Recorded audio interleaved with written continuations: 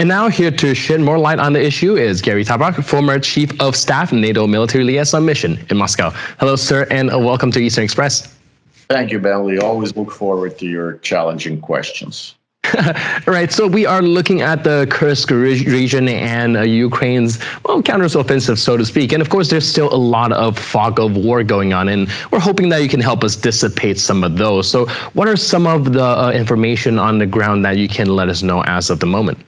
Well, as far as I know, again, there's no official statements except that President Zelensky says that the Ukrainian troops are there. They have broken through the two defense lines of Russians, and they're advancing, and they're now Russians are building fortified structures around the nuclear plant, and Ukrainians are also building and constructing fortifications on the ground that they have captured, the Russian ground that they have captured. So my original intuition was that the Ukrainians are going to just have a raid, come in and show, listen, we can conduct the war on your ground as well. We're showing the world that we're not willing to give up or negotiate or do whatever on your terms. We're willing and able to fight, and we want to fight. It was, and I thought that it was just going to be a raid, but apparently it looks like they're digging in. So they're not going to leave very quickly in any event. And it's showing again, like it was done in World War II by a raid that was led by Colonel Doolittle. From our aircrafts, he flew our army bombers and bombed Tokyo and came back, and they knew they weren't going to come back. They didn't have enough fuel, so they crashed in China, and the Chinese then resistance was helping to save. It's shown in Pearl Harbor, in the movie Pearl Harbor, very, very well in it. And it was the same thing as Polish hussars that attacked and tried to defend the line, or the Jewish ghetto in Warsaw uprising, trying to attract the attention of the world, saying, listen, there's a crime going on, there's a genocide going on, while the world is standing by and watch. So I thought that this is what Ukrainians were trying to do originally, but it appears that now they want to show that the war is going to spread if we're not going to take part in it and bring the end to it on Ukrainian terms, not on the Russian terms. We're not going to let a tyrant succeed in this event. All right, so like you mentioned, the war is indeed spreading if nothing's being done about it, and it's not being brought to an end. Where do you see this going eventually? Well, unfortunately, I think that life is not fair. Unfortunately, it all depends on U.S. elections, on our elections, depending who's going to win. Again, you have to ask a question, why are the Ukrainians doing it now? Why didn't they do it during the 3 years? Well, maybe because their hands were tied behind their back and they were not allowed to conduct any kind of operations on the Russian grounds. When Prigozhin was advancing on Moscow, Secretary Blinken warned the Ukrainians not to do any kind of provocations against Russia, let Putin stabilize, continue to kill Ukrainians, and only then Ukrainians were able to defend themselves. Again, they're constantly in a defense posture, which is impossible to maintain. You have to have an offensive operations as well in order to conduct the war. But Ukrainians were prevented from it. But now, all of a sudden, Ukrainians took that chance. And it's a very daring chance, very dangerous chance. And all of a sudden, the whole world says, oh, no, we're not against that. It's okay. Ukrainians have the right to do that.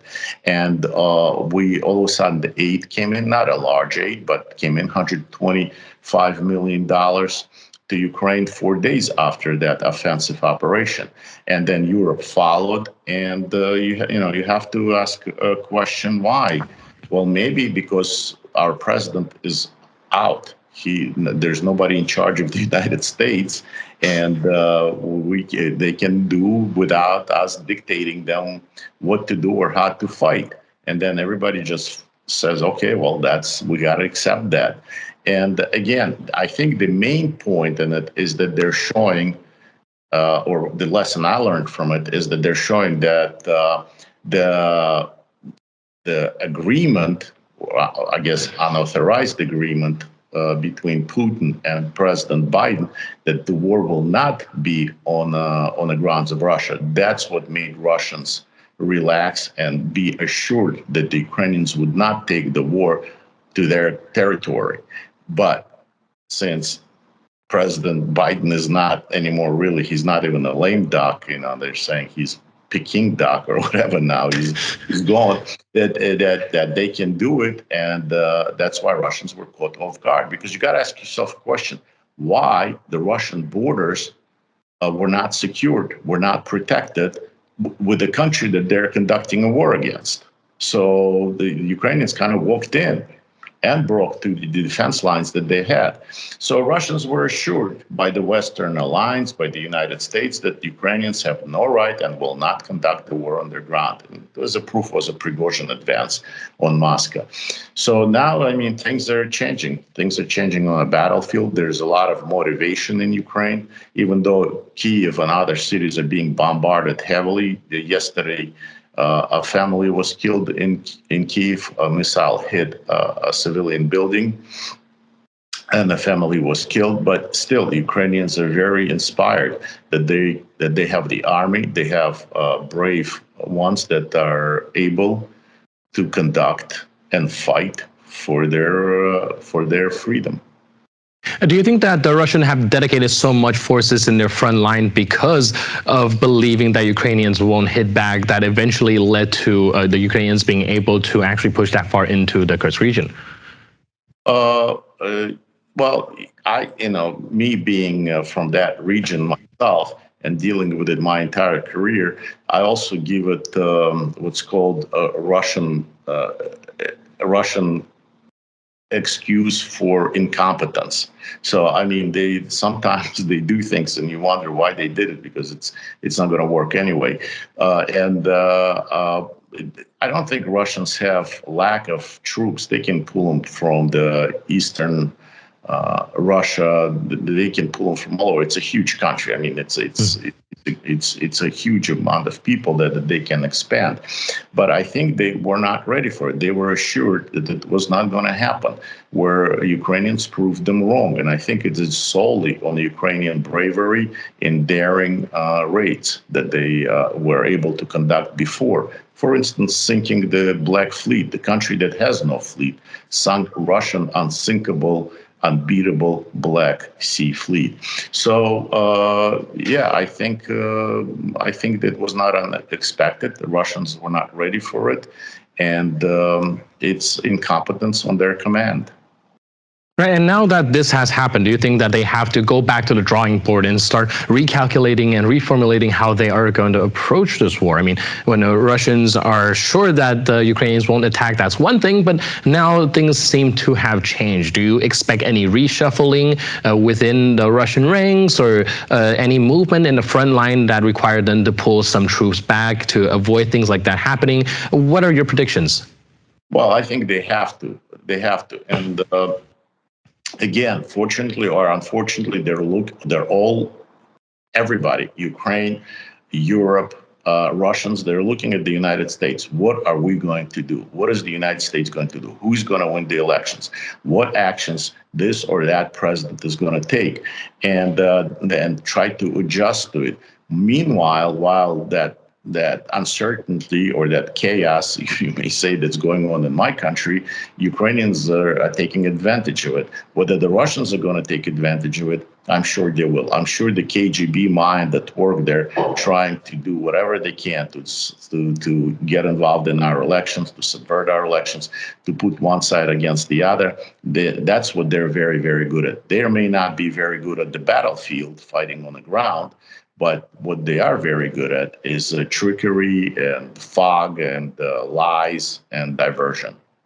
Right, sowing division is definitely in Russia's playbook. We've seen throughout all these elections, they meddle on both sides of the aisle to try to kind of meddle in these type of things. Well, you just mentioned President Biden earlier, and maybe his governance have hindered Ukraine's ability to strike back. However, looking down at the other side of the aisle, we do know that Trump's running mate, J.D. Vance, for example, have been vocal advocates of not supporting Ukraine in its war. Do you think that by choosing him as his running mate, Trump is also going to be laying off Ukraine, or at least the support of it? Well, President Trump is very clear about it, that he was not going to accept. He was asked that question twice during the debates. Are you going to accept the Russian terms? And he said no. They said, are you sure? He said no, twice. They didn't ask that question of Biden.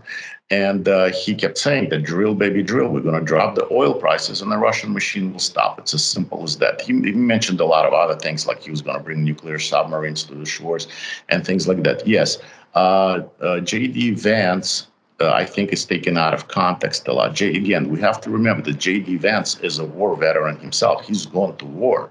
He understands a little bit better than average person what it's all about. His question is, how long are we going to be financing this war? How long are we going to be putting money in it? And what is the result? So he's just as Trump is a man of money. So he's saying, are we going to continue to send 60 billion, 62 billion, 61 billion, trillion, whatever money into it without having any kind of plan, without having any kind of structure to it? What is the result? What are we investing? What is our goal in this war? And this is the questions that Republicans have been asking for over a year. And in that last bill that was passed, with the one that's $61 billion, where about $8 billion goes towards war effort in Ukraine, there's also a statement there that ordering actually a law, putting it into law, that President of the United States has to submit a plan within 60 days of what is this money spent on, which he hasn't, which President's office has not submitted it. So there's constantly this tug of war. But I think that the main point is that we give a lot of credit to the Vice President. Vice President is a mirror reflection of the President. Whatever the President is going to say, Vice President has to repeat it. He's only there for one job and only one job. Is in case something happens to, except what's going on now. Otherwise, that's what's supposed to be. That the president he has to step into the place of a president if something happens to the president. But the more important position is Secretary of our Foreign Affairs, the State Department, Secretary of State Department, and the National Security Advisor. So there's definitely a lot of elements coming into this, but unfortunately we are running a little bit short on time. So thank you so much for helping us breaking this all down. Really appreciate your input. Thanks again for being with us on Eastern Express. Appreciate it. Thank you very much, Ben. Bye-bye.